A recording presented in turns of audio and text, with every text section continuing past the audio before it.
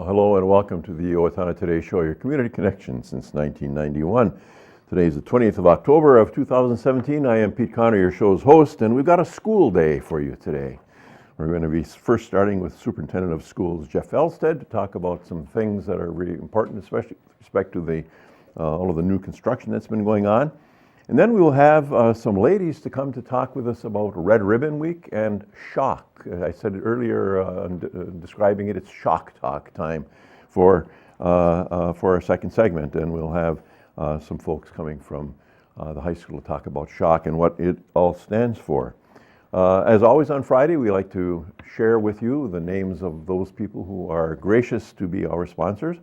Our premier sponsors, the City of Owatonna and Owatonna Public Utilities.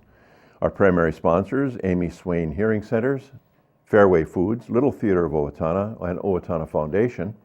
And our interlude sponsors, Bremer Bank, Brenda Bednar Mortgage Office, Cedar Valley Services, Carlson Branstad and Company CPAs, ERA Gillespie Real Estate, Fairview Animal Medical Center, the Horizon Eye Care, Owatonna Area Business Development Center, the Steele County Historical Society, Steele County Transitional Housing, the Third Hand Video Productions, and Triam Graphics, and TPS Insurance. We hope you support these wonderful Owatonna businesses that support Owatonna Today. If it weren't for them, we wouldn't be here to bring you the kinds of things that you're going to be seeing today with respect to our public schools. So if you do have someone that you think would be a great sponsor, why don't you let us know who they might be? We'll contact them.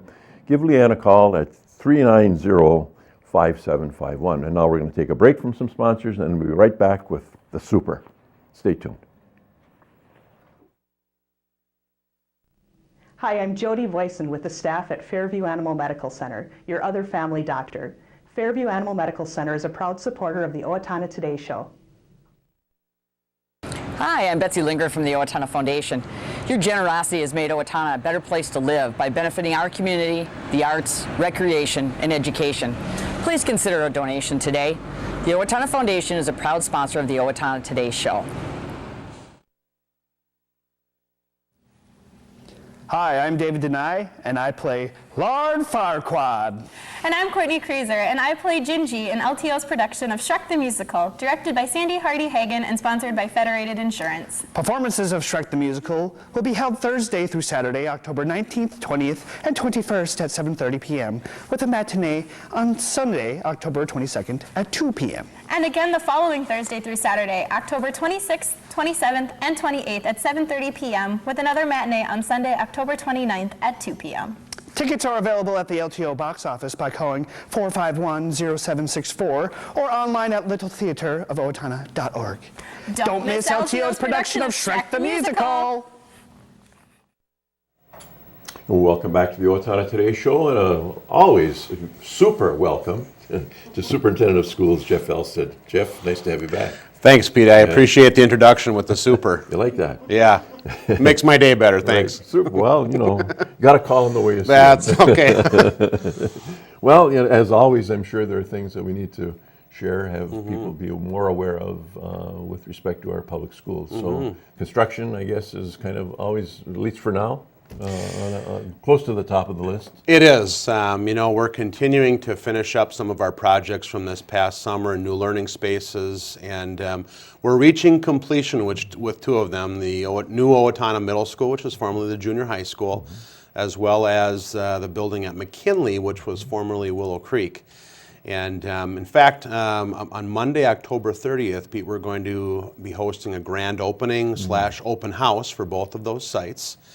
And we have a short ceremony planned at each of those buildings. At McKinley, it will be at 5 p.m. that day, and at 6:30 at the middle school. The open house itself will run from 4 p.m. to 8 p.m.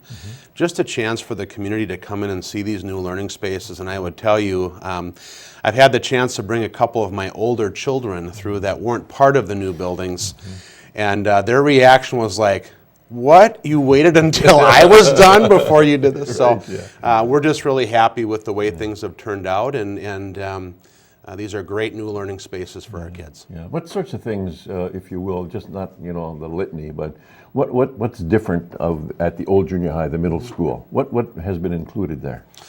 Well, the new part of the building actually includes part of a new commons area, because before we really didn't have a space where our kids could congregate in the morning after school. And the new middle school commons area allows for more space for our kids. And accommodates it's kind of a transition between our cafeteria and the commons area that then extends itself to the north to our new sixth grade area. 2 floors there, so we're taking that entire staff and student body that were at Willow Creek last year, and now they're at the middle school. And those classrooms are unique because it's really nothing like we have in the district. It's a lot more open spaces, there's more glass in the building. There are a lot more spaces for students to do collaboration work, which is something we want all of our students to be part of. If you walk into some of the areas, it will look like a lobby to a dentist office maybe, because there's some soft furniture, but we want all of our students to start experiencing what that's like to work outside of the school. I think the days where you had long corridors with classrooms on both sides is really done.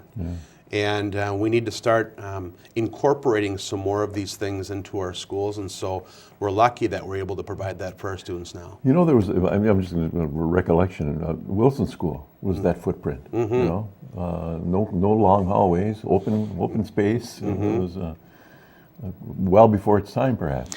It was, and I think, you know, architecture evolves over time, and I think looking at Wilson, there's wide open spaces, there's a lot more community learning that happens in that building, and I would liken it to the new middle school as well as McKinley.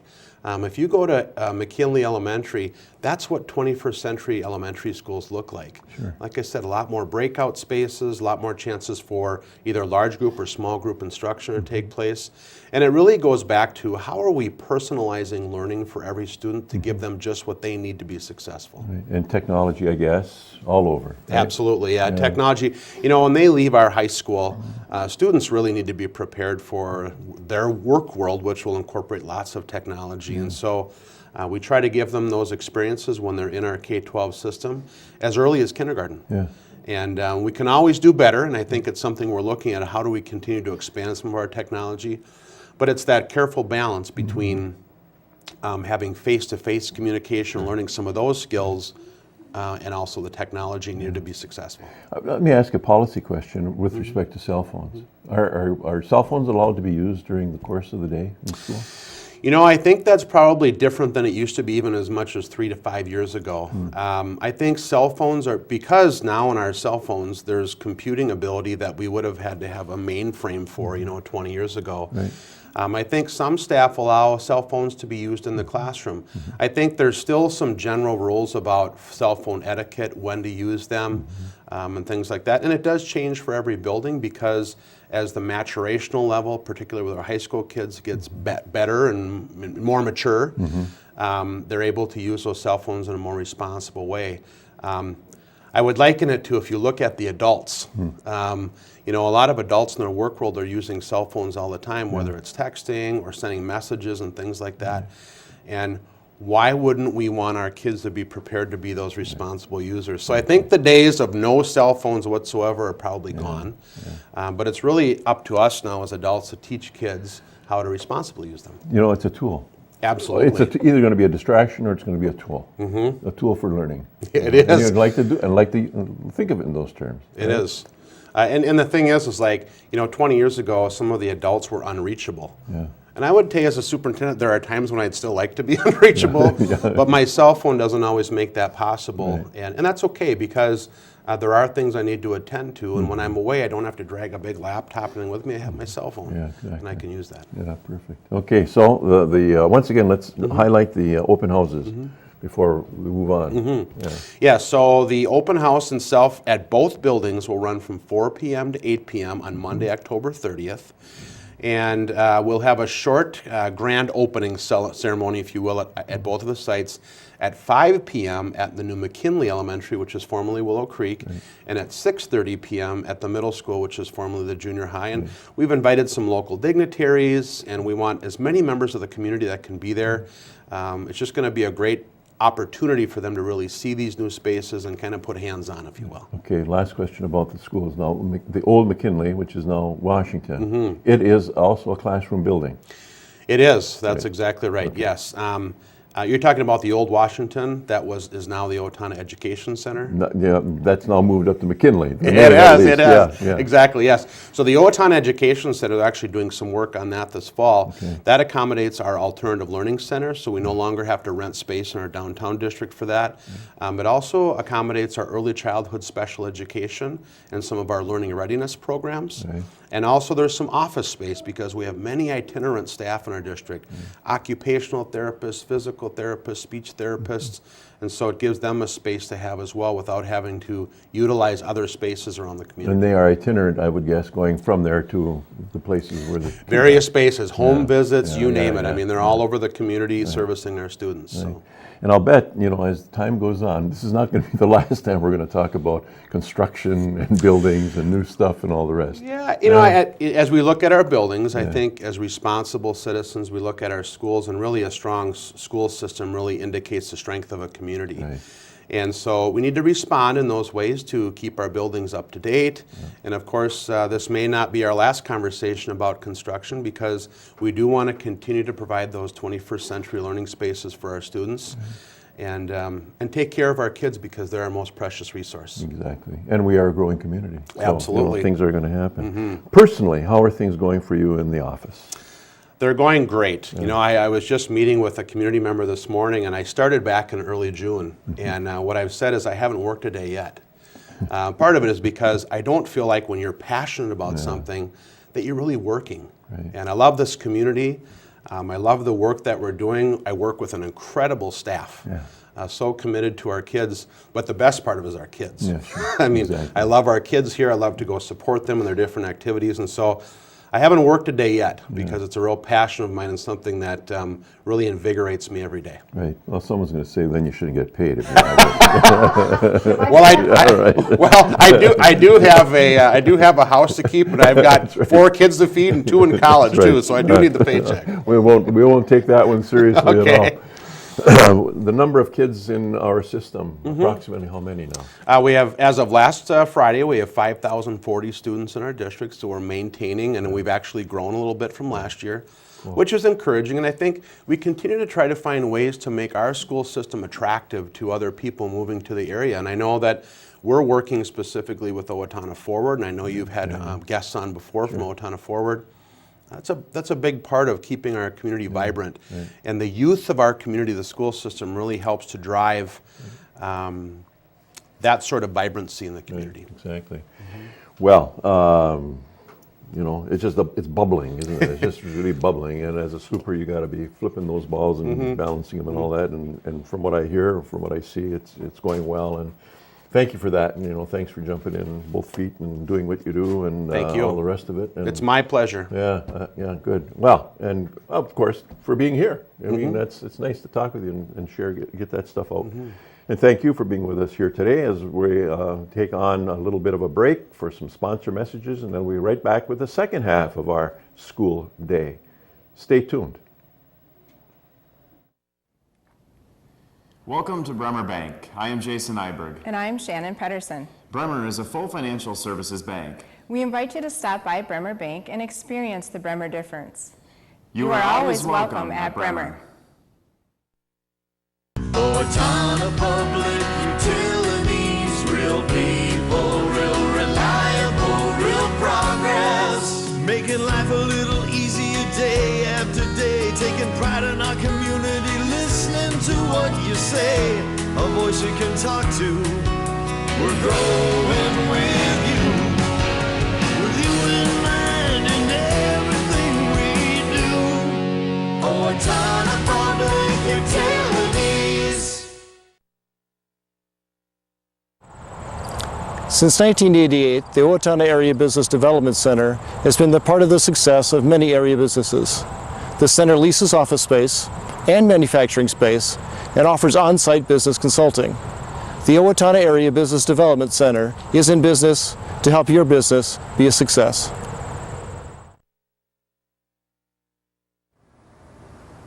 Hi, this is Eric with the West Hills Tennis and Fitness Center.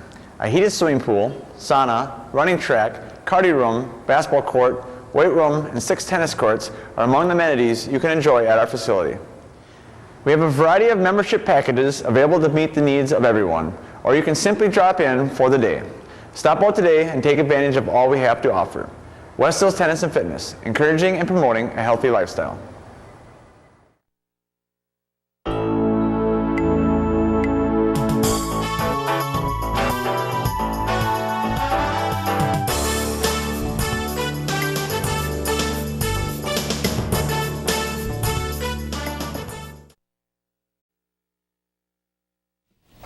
Welcome back to the Owatonna Today Show, your community connection, and a great welcome to some young ladies that are going to help us to understand a little bit more about SHOC, and they'll tell you what that all means. So we will have Erin Peterson, Hannah Fisher, and Taylor Savoy, along with advisor Nancy Williams, to talk about SHOC and about Red Ribbon Week, which is coming up here before too long. And so welcome to you all.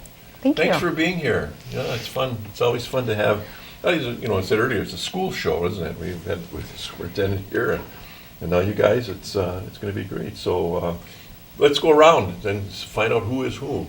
I'm Hannah Fisher. Hannah, fine, yeah. I've been in SHOC for 4 years. Okay. And I joined SHOC to kind of stay drug-free throughout high school and really get engaged with the little elementary schoolers and teach them to grow up being drug-free. Yeah. Okay, wonderful. I'm Erin Peterson. I've also been in SHOC for 4 years. I joined SHOC to just stay involved in our school, and I just love going around in the community and sharing what we do. That's excellent. Very well, thanks. Yeah. And my name is Taylor Savoy, and I've been in SHOC for 3 years, and I joined SHOC in order to get more of a volunteer experience with the community and do a bunch of different things that I've never done before. There's a lot of things to do at school, isn't there? You think, you always think of the athletics and choir and music and theater and all the rest, but some of the other things that are really really foundational, basic to some things, and for you guys it's a leadership thing. I got to say, seniors, right? Yep. We're moving on before long. So, advisor.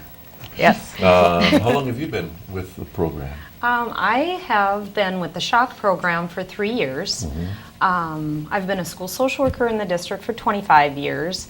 25 years. I worked in elementary schools for quite a while, and now I've been at the high school about 12, 13 years.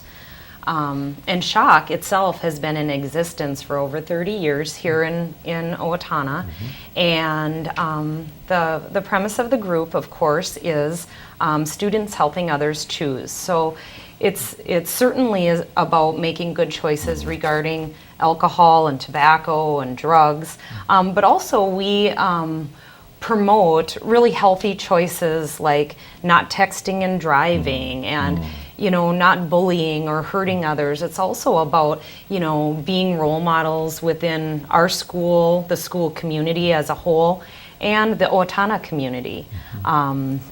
So we've got quite a few kids that have been interested in wanting to be a part of it. They have to go through an application process and really make a pledge and a commitment to be drug-free, alcohol-free, tobacco-free. That usually happens in the springtime. And then throughout the summer, we have a special training where we include community members that come and speak to our kids. The police chief comes and talks. And we train kids on what it means to be a role model and why drugs and alcohol can lead to devastation in our kids and our community, and why this work is so important that they're willing to do. And then throughout the school year, there's tons of different events that SHOC is involved in. Our biggest one that we really want to showcase today is Red Ribbon Week, which is October 23rd through the 31st. And there's lots of activities going on school-wide, and then also in the community that each of these girls will talk about. But again, that's just one piece of what SHOC does throughout the entire school year. It occurs to me that this might not be real easy work all the time. In other words, you got to stand tall, right? You're asked to stand tall. And what you have to do isn't necessarily all that popular, maybe. Tell me. I'm just trying to think of your name. I can't remember. Erin. Erin, thank you, Erin. You got to be assertive about what you're doing. You just have to stay strong in like what you believe and what you want to do, and not fall into peer pressure, and just keep yourself in good environments where you won't get pushed into those things. So, yeah. Yeah.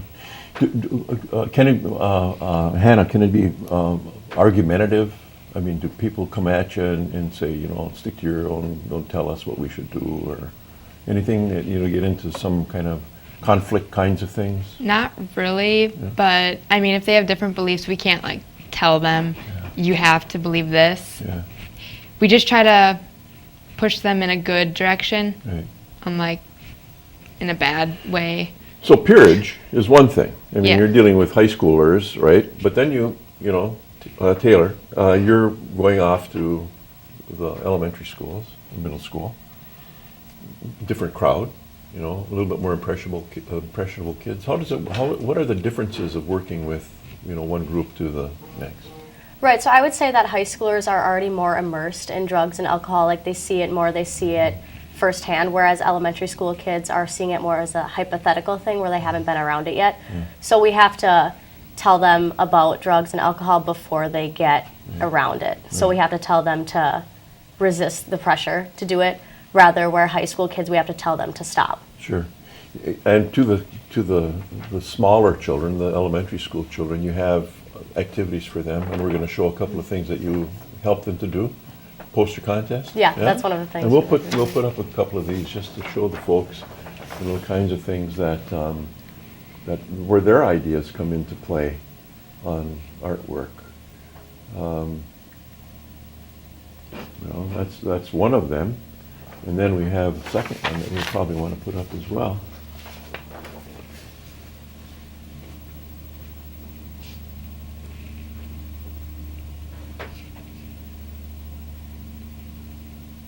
So they get to participate in a more visual way as well.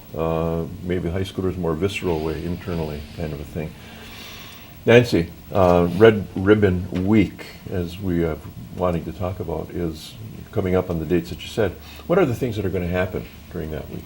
Well, there's lots of different activities. One at the high school, the posters that you showed, that was a district-wide fourth graders, including St. Mary's School, all participated in a poster contest. There's a kickoff event. There are things going on at the high school during lunches every day, all of the week of the 23rd. But I'm actually going to allow my SHOC officers to each share a little bit about the events from Red Ribbon Week. How about Hannah? Okay. Start. So we decorate Central Park and make it like super red ribbon. We just try to like embrace that we're trying to be drug free for this week. And we have like the mayor, police chief, and director of the Safe and Drug Free Coalition. They come in and speak, and our poster winners, there's a couple of them, they get to present their posters at Central Park and show them off. We also have like games and face painting, and the Kiwanis Clubs brings a free supper for everyone that comes. So everyone that goes gets to eat. Excellent. And that's all on the 23rd, the kickoff, starting at 5 o'clock in Central Park. Okay. We'd Good. love to have all of the community out joining us that night. Great. Erin, other things? Yes, so going off of the kickoff, those fourth graders do a poster contest, and they all do one, and their theme was "Your future is key, so stay drug free." So us SHOC officers got to judge them this week, and we picked 2 winners per class, and we showed you some of the posters. But they get to get invited to the kickoff and get on stage, and we announce them. And also they get to participate in a pizza party, and that's on Friday, October 27th, where the Kiwanis Club partners with SHOC. They do this every year, and they provide pizza and cookies and pop, and us SHOC kids help and do games, and yeah, so they just really enjoy that event. Excellent. Yeah, good. Taylor. And so going off of what Hannah said about decorating, we also decorate our school and not just Central Park. We have ribbons everywhere just to show that our school is trying to be drug-free. And then during lunch, we also have booths that are set up where we have a big banner where students can pledge to be drug-free, and then they can get a bracelet, and then there's discounts around town. And some of the businesses around town that offer discounts are Sterling, Dairy Queen, Subway, Taco John's, The Big Apple, and Godfather's. And most of, if not all of the SHOC kids will participate in the kickoff at Central Park on Monday, October 23rd. All right. So a full week, lots of stuff going on, but only, that's kind of the pinnacle. It's the stuff that's underneath throughout the year that's really very important as well. Can I add one more piece Yeah, to that? please. We partner really closely with our Safe and Drug Free Coalition here in Steele County, and Andy Gaffke is like kind of my co-lead with a lot of this stuff. They also are doing a pretty exciting event on October 28th, just for high school kids. They're having a bonfire and movie and s'mores and a whole bunch of things down at Lake Colmeyer, kind of at the end of Red Ribbon Week to cap it off. Culmination, yeah. Yes. Excellent, great. Well, it's obviously it's, you'll have plenty of work, always, I think. It seems like that's always the way it is, but thanks for being here to share all of that with you, all of you. It's been wonderful, and we hope that you get great participation, not only from the kids in school, but from us other past schoolers. Thank you. And the grandparents of our community. So thanks again for being with us. Best wishes for a good week. And thank you for being with us today. We're now going to take a quick break for some messages from our sponsors, and we'll be right back.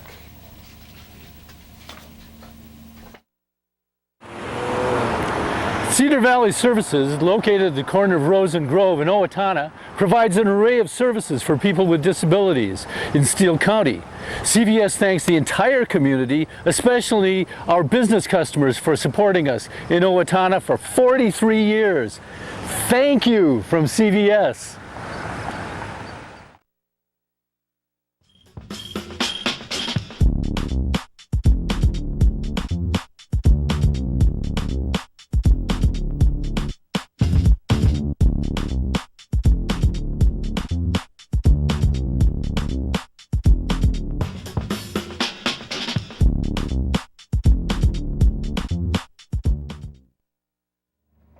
Welcome back to the Owatonna Today Show, your community connection. A couple of community announcements. Autism Spectrum Disorder Parent Support Group will be sponsored by the Advocates for Development of Disabilities of Steele County at every fourth Tuesday. And the first one will be on the 24th of October at 6 o'clock to 7:30 p.m. at Associated Church, 800 Havana Road in Owatonna. A fundraiser for Alonzo Hernandez will be on Saturday, October 21st from 4 to 7 p.m. at the Owatonna Eagles Club. Spaghetti supper and silent auction. Donations will be used to help pay for some of the medical expenses for Alonzo's kidney transplant. So you want to take a look at that one as well. And that's going to take care of it for our show today. Please do tune in next Monday. This is kind of an interesting one. For a 2-segment visit with a lady called Karen Connor Lloyd from England. Yes, she is my daughter. She is Sheila's and my daughter. We'll be happy to have her and talk about what's going on in England. Thanks again for being with us. Hope you have a great weekend. See you back here on Monday.